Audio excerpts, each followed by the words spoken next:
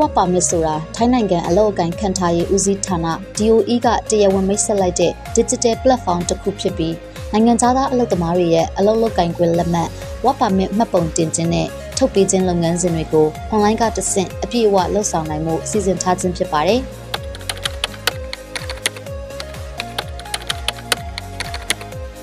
အလုပ်ရှင်များနိုင်ငံသားအလုပ်သမားများနဲ့အလုပ်အကိုင်ရှာဖွေရေး agency တွေဟာအလုပ်လုပ်ခွင့်လျှောက်ထားခြင်းစာရွက်စာတမ်းစစ်ဆေးခြင်းငွေပေးချေခြင်းနဲ့လျှောက်လွှာအခြေအနေကိုစောင့်ကြည့်စစ်ဆေးခြင်းစတဲ့အဆင့်တိုင်းကိုအစိုးရရုံးကိုကိုယ်တိုင်သွားရောက်ဖို့မလိုဘဲ online ကတဆင့်လုပ်ဆောင်နိုင်ပါတယ်။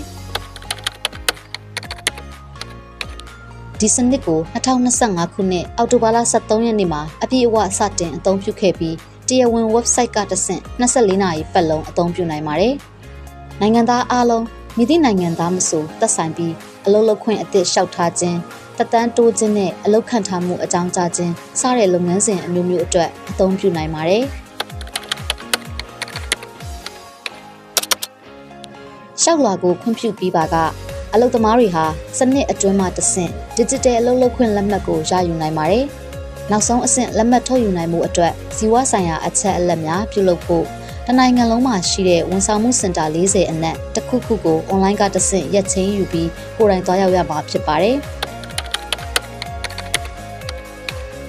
ထိုင်းအလုပ်ရှင်တွေအနေနဲ့ဒီ platform ကိုအသုံးပြုဖို့ DGA Digital ID သို့မဟုတ် Thai ID app ကိုအသုံးပြုပြီးသူတို့ရဲ့မြည်သူမြည်ဝါဖြစ်ကြောင်းကိုအတည်ပြုရမှာဖြစ်ပါတယ်။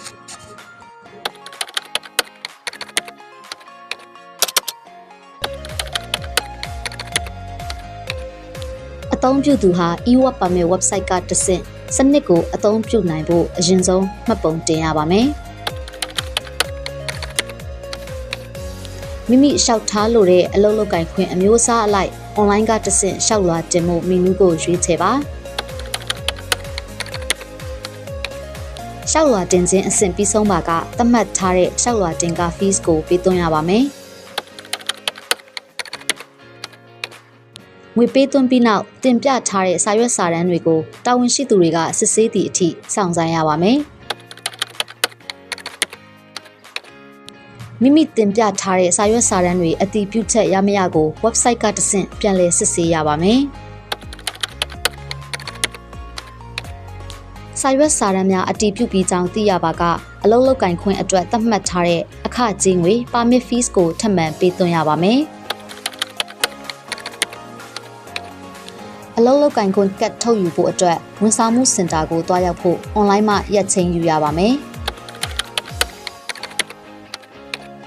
ရက်ချင်းရရှိတဲ့နေ့မှာမိမိရဲ့မြည်သူမြည်ဝါဖြစ်ကြောင်းသက်သေပြဖို့နဲ့အလုပ်လုပ်ကိုင်ခွင့်ကတ်ထုတ်ယူဖို့အတွက်ဝန်ဆောင်မှုစင်တာကိုတွားရောက်ရပါမယ်။ဒီအဆင့်တွေဟာ online စနစ်ကိုအသုံးပြုပြီးအလုပ်လုပ်ကိုင်ခွင့်လျှောက်ထားရမှာလိုက်နာရမယ့်လုပ်ငန်းစဉ်တွေပဲဖြစ်ပါတယ်။မိမိတို့ရဲ့အလုပ်လုပ်ကိုင်ခွင့်လက်မှတ် work permit ကပြားတွားရောက်ရိုက်ကူးရမှာအချိန်မမားစေဖို့နဲ့အခက်အခဲမရှိစေဖို့အခုပြောပြမယ့်အချက်တွေကိုအထူးဂရုစိုက်နားဆင်ပေးပါ။နံပါတ်1ရက်ချင်းအချိန်ကိုအတိအကျကြည့်ပါ။မိမိရက်ချင်းစာရွက်မှာပါရှိတဲ့နေ့ရက်နဲ့အချိန်ကိုသိချစွာစစ်ဆေးထားပါ။နံပါတ်2သတ်မှတ်ချိန်ထက်အများကြီးစောရောက်နေပေမဲ့ကက်ရိုက်ပေးမှာမဟုတ်ပါ။မိမိရဲ့အလှည့်ကျချိန်ရောက်မှသာရိုက်ပေးမှာဖြစ်ပါတယ်။နံပါတ်3မိမိယူထားတဲ့အချိန်မှသာဝန်ဆောင်မှုပေးမှာဖြစ်တဲ့အတွက်အချိန်နောက်ကျခြင်းမရှိစေဖို့ဂရုပြုရပါမယ်။နံပါတ်4ကက်ရိုက်ခြင်းလုပ်ငန်းစဉ်ဟာတဦးကို4မိနစ်ခန့်သာကြာမြင့်ပါတယ်။တနာရီမှာလူဦးရေအများအပြားအမြန်ဆုံးဆောင်ရွက်ပေးနေတာဖြစ်ပါတယ်။ယူဆောင်သွားရမယ့်စာရွက်စာတမ်းများ appointment slip ရက်ချင်းစာရွက် passport နိုင်ငံကူးလက်မှတ်မူရင်း passport မရှိသူများအတွက် CI စာအုပ်ပန်းရောက်ကတ်အခုပြောပြသွားတဲ့စာရွက်တွေမရှိပါက work permit စာရွက်များယူသွားပါ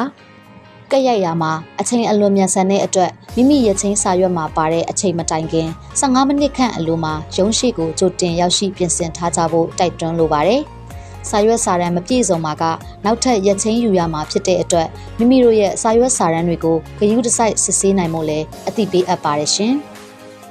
ဆက်သွယ်စုံစမ်းမှုဖုန်းနံပါတ်တွေကတော့အလုပ်သမားဝန်ကြီးဌာန hotline ဖုန်း15396နံပါတ်2ကိုနှိပ်ပါအလုပ်အကိုင်ခန့်ထားရေးဦးစီးဌာန1694 online စနစ်နဲ့အလုပ်လုပ်ခွင့်တက်တန်းတိုးထားတဲ့အလုပ်သမားတစ်ယောက်ရဲ့အတွေ့အကြုံကိုလည်းအခုလိုမျှဝေပေးထားပါတယ်ရှင်ဒီလက်မှတ်တက်တန်းတိုးတဲ့အခါမှာသွေးစစ်တယ်ပေါ့နော်ပထမဆုံးသွေးစစ်တယ်နှစ်စာပေါ့4200သွေးစစ်တယ်သွေးစစ်ပြီးတော့သွေးစစ်အဖြေရတယ်ဆိုဒါနဲ့ work permit တင်တာပေါ့ work permit တင်တဲ့အချိန်မှာကျမတို့ဟိုဗာလဲနေလစ်စာရဲ့တရွက်အရင်ကြတယ်ကြာသွေးစစ်စာရွက်ရဲ့ work permit ရဲ့တထေးနဲ့ကိုယ်တိုင်သွားပြီးတော့ဗီဇာတိုးတယ်ဗီဇာတိုးပြီးသွားတဲ့အချိန်မှာ work permit ကအဲ့ဒီတစ်ခုရမှာကိုကနားမလဲလို့ပေါ့နည်းနည်းလေးကြန့်ကြာသွားတယ်အဲ့နဲ့တထေးနဲ့သွားပြီးတော့ပြောတယ် Gmail တစ်ခုချင်းသွားရမယ်ဟိုမှတထေးမှာအလုပ်တမ3အောင်ရှိရင်3အောင်တော့ Gmail တယောက်တစ်ခုဖြစ်ရမယ်တစ်ခုလည်း3လို့မရဘူးပေါ့နော်အဲ့နဲ့ Gmail ပြန်ဖွင့်ပြီးတော့မှပြန်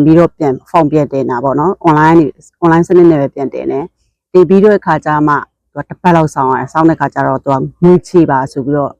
စာရွက်စာပို့လာတယ်ပေါ့နော်ကိုယ့်ရဲ့ Gmail မှာကြည့်လိုက်တယ်သူတို့ပြောတယ်ငွေသွင်းလို့ရပြီပေါ့အဲ့လိုပုံစံမျိုးနဲ့ဝင်လာတဲ့ခါမှာငွေသွင်းလိုက်တယ်ဘန်းတွေပဲဆောင်ပေးတယ်ပေါ့နော်၄ရက်မြောက်တဲ့နေ့မှာမှတော့ငွေချေစာရွက်ထွက်လာပြီးတော့မှ work permit တခါတည်းအပြီးကြတယ်ပေါ့နော် work permit ကြတယ်ကျူယူရမယ်ပေါ့နော်အဲ့ကျူအားနဲ့ work permit ရိုက်ဖို့အတွက်စာရင်းတင်သွင်းမှာပေါ့စာရင်းတင်သွင်းမှာဆိုစာရင်းတင်သွင်းလိုက်တယ်ပြန်တင်သွင်းလိုက်တော့သူတို့ကအထိတ်ပြန်ပေးတယ်ဒီတာက DOE မှာ work permit ရိုက်ရမယ်ပေါ့နော်ဆိုတော့အဲ့ဒီမှာ work permit တော့ရိုက်လိုက်တယ်ပေါ့ခုတော့ဝန်ဆောင်မှုကောင်းတယ်ကတ်ချက်ချင်းထွက်တယ်အားတခုတော့စိတ်ချမ်းသာတယ်ပေါ့နော်ဒါပေမဲ့သူတို့ပြင်မာလိုက်တယ်ပန်းုံကတ်ကို update သွားလုပ်ပါအန်ဖော်မှာပေါ့နော် update ပြန်လုပ်ဖို့လိုအပ်တယ်ဆိုတဲ့ဟာမျိုးသူတို့ကအဲ့ဒါတော့သူတို့မှားလိုက်တယ်